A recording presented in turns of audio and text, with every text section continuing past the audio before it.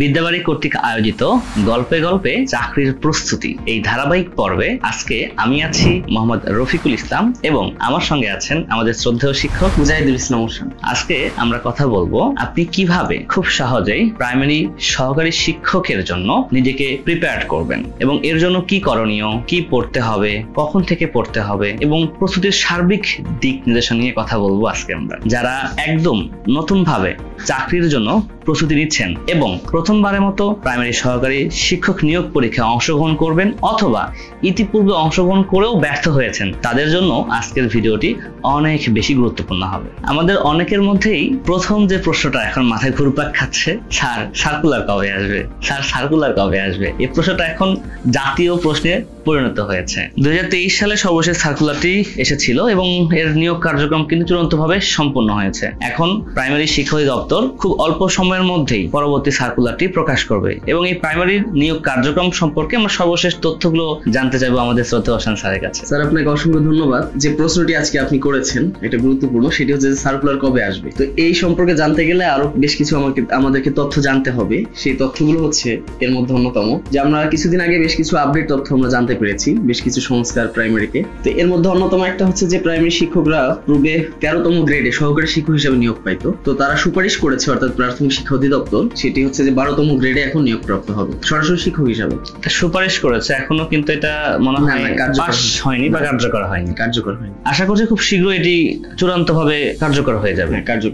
তো এরপর হলো যে আরেকটি সুপারিশ করা হয়েছিল যে যারা 12তম গ্রেডে শিক্ষক হিসেবে নিয়োগ পাবে, তো তারা হচ্ছে ঠিক 4 বছর পরে 11তম গ্রেডে চলে যাবে। তো 11তম গ্রেডে যখন তারা পদোন্নতি পাবেন, তাদের মধ্য থেকে প্রধান শিক্ষক বা সহকারী প্রধান শিক্ষক এই সব পদে কিন্তু নিয়োগ হবে সরাসরি এই সমস্ত শিক্ষক থেকে। যেটা আগে নিয়োগ হতো পিএসসির মাধ্যমে নন ক্যাডার থেকে, সেটা এখন সরাসরি এখান থেকে নিয়োগ হবে। এই ধরনের সুপারিশ করা হয়েছে। আর পাশাপাশি সহকারী প্রধান শিক্ষকের জন্য নতুন পদ সৃষ্টি করার একটা প্রস্তাব করা হয়েছে। আমরা ইতিমধ্যে যেটা জানতে পেরেছি সেটি হচ্ছে যে প্রাইমারি শিক্ষা অধিদপ্তর তারা একটা খসড়া প্রণয়ন করে সেটা শিক্ষা মন্ত্রণালয় দিয়েছে। আশা করা যাচ্ছে যে খুব শীঘ্রই সেটা পাশ করবে শিক্ষা মন্ত্রণালয়। তারা যদি এই শর্তগুলোতে বা এই খসড়াতে যদি সম্মতি জানায়, তাহলে সম্মতি জানানোর কিছুদিনের মধ্যেই আমাদের নতুন সার্কুলার চলে আসবে। তো সেই দৃষ্টিকোণ থেকে আমরা বলতে পারি যে সেপ্টেম্বর অক্টোবর মাস, এই 2 মাসের যে কোনো এক মাসেই আমাদের নতুন সার্কুলার চলে আসছে। মূলত অশোক স্যার, আমরা বলতে পারি যে আসলে সার্কুলারের বিষয়টি তো একমাত্র প্রাথমিক শিক্ষা অধিদপ্তর ভালো বলতে পারবে। হ্যাঁ, কিন্তু যতটুকু আমরা ইনফরমেশন পেয়েছি,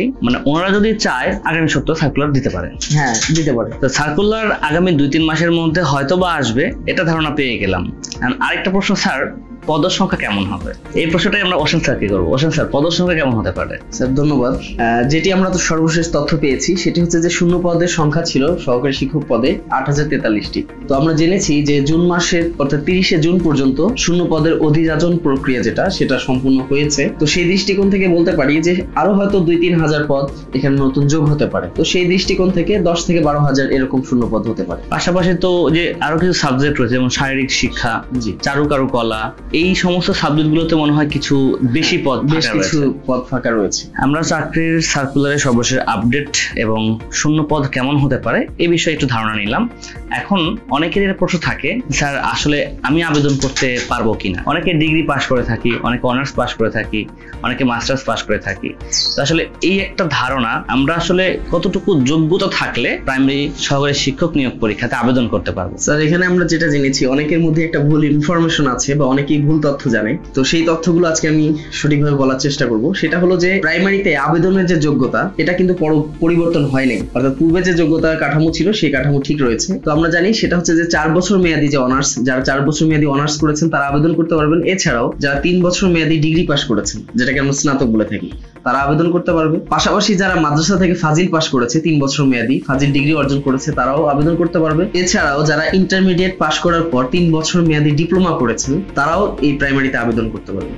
ছোট্ট একটা প্রশ্ন, ইন্টারমিডিয়েট পাস করার পর 3 বছর মেয়াদী ডিপ্লোমা, কিন্তু অনেকেই এসএসসি পাস করার পর 4 বছর মেয়াদী ডিপ্লোমা করে, তারা কি আবেদন করতে পারবেন? যারা এসএসসি এর পরে 4 বছর মেয়াদী ডিপ্লোমা করেছেন তারা আবেদন করতে পারবেন, তবে শর্ত হচ্ছে তাদের অবশ্যই বিএসসি করতে হবে। যদি তারা বিএসসি সম্পূর্ণ করেন তাহলে আবেদন করতে পারবেন। অনেক আপডেট তথ্য জানলাম। তো স্যার, এখন যে বিষয়টি হচ্ছে সেটি হলো যে প্রাইমারি পরীক্ষা পদ্ধতি আসলে কেমন হবে, এই সম্পর্কে যদি আপনি কিছু বলতেন।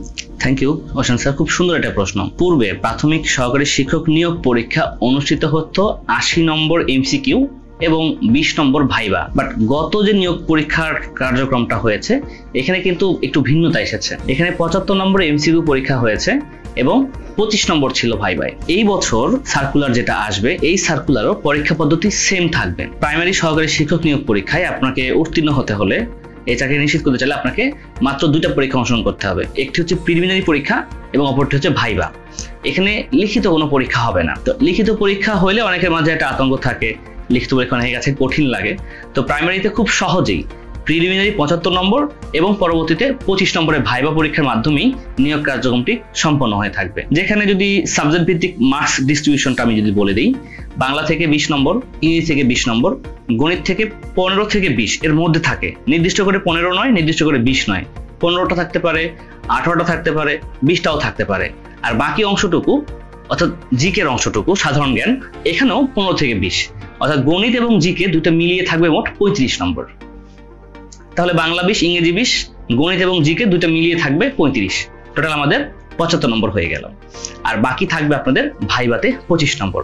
এই হচ্ছে প্রাথমিক সহকারী শিক্ষক নিয়োগ পরীক্ষার মানবন্টন। গল্পে গল্পে চাকরির প্রস্তুতির আজকের এই পর্বে প্রাইমারি সহকারী শিক্ষক নিয়োগ পরীক্ষার আপডেট তথ্যবলী, পরীক্ষা পদ্ধতি, মানবন্টন, এই সমস্ত বিষয়গুলো আমরা আলোচনা করলাম। আমরা আগামী পর্বে আলোচনা করব বিষয়ভিত্তিক প্রস্তুতি নিয়ে। বাংলা, ইংরেজি, গণিত এবং সাধারণ জ্ঞান, এই 4টি বিষয়ে পরীক্ষা হয়ে থাকে এবং 4টি বিষয় কিভাবে প্রস্তুতি নিলে আপনি খুব সহজেই চাকরি পরীক্ষায় সর্বোচ্চ নম্বর পেতে পারেন, এই বিষয় নিয়ে কথা বলবো আমরা পরবর্তী পর্বে। বিদ্যাবাড়ির সঙ্গে থাকুন, চোখ রাখুন গল্পে গল্পে চাকরির প্রস্তুতি এই পর্বে। ধন্যবাদ সবাইকে।